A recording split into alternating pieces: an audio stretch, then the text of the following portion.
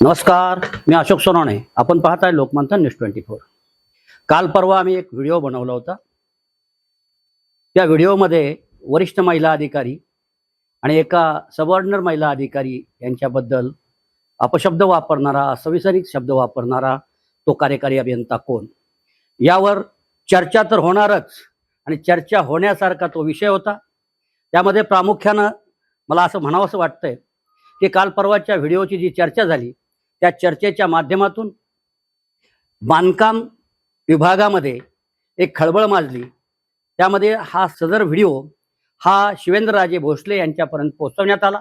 सार्वजनिक बांधकाम खात्याचे राज्यमंत्री यांच्यापर्यंत तो पोहोचवण्यात आला. सार्वजनिक बांधकाम खात्याचे असलेले अतिरिक्त सचिव मिलिंद म्हैसकर यांच्यापर्यंत तो पोहोचवण्यात आला. त्या पाठीमागची भूमिका आणि बदल्यांचा झालेला गोंधळ, बदल्यांचा झालेला घोळ, बदल्यांची झालेली टक्केवारीची भूमिका आणि त्याच माध्यमातून त्या सदर व्हिडिओला महत्त्व प्राप्त झालं.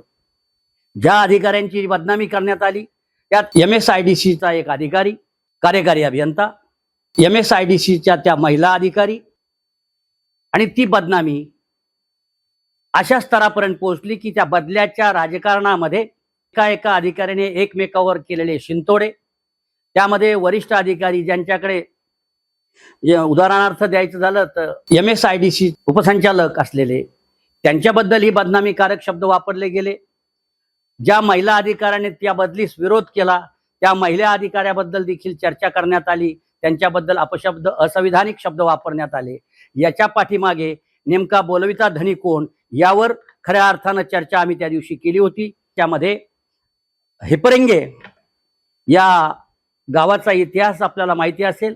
त्या हिपरंगे गावामधून झालेल्या काही गोष्टी त्या येऊन दौंड तालुक्यात आल्या आणि दौंड तालुक्यातून घडलेली घटना आणि महिला अधिकाऱ्याबाबत केलेले अपशब्द, आता यावरून कोण जी दोन नावं आहेत ही आपल्या समोर कळालेली आहेत.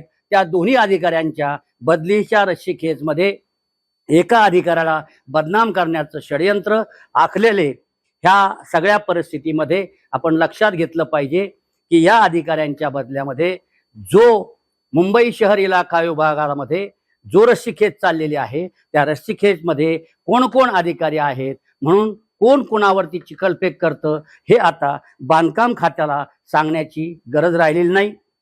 त्याच हेतूनं काही भ्रष्टाचाराचे जे आरोप एकमेकावर त्यांनी केले त्याच्या सगळ्या कॉल रेकॉर्डिंग आमच्याजवळ आहेत.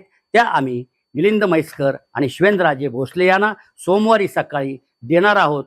असणाऱ्या अधिकाऱ्यांची गुलदस्त्यात ठेवलेली नावे आम्ही माननीय मुख्यमंत्री, सार्वजनिक बांधकाम मंत्री शिवेंद्रराजे भोसले यांना दिलेली आहेत. उवटल्यास सोमवारी त्या सर्वांच्या कॉल रेकॉर्डिंग आम्ही शिवेंद्रराजे भोसले आणि मिलिंदजी म्हैसकर साहेब यांना सुपूर्द करणार आहोत. आणि मला वाटतं यातून सार्वजनिक बांधकाम खात्यातल्या सर्वच अधिकाऱ्यांना अंदाज आला असेल हे बदनामी करणारे महाभाग कोण. नमस्कार, जय हिंद, जय महाराष्ट्र.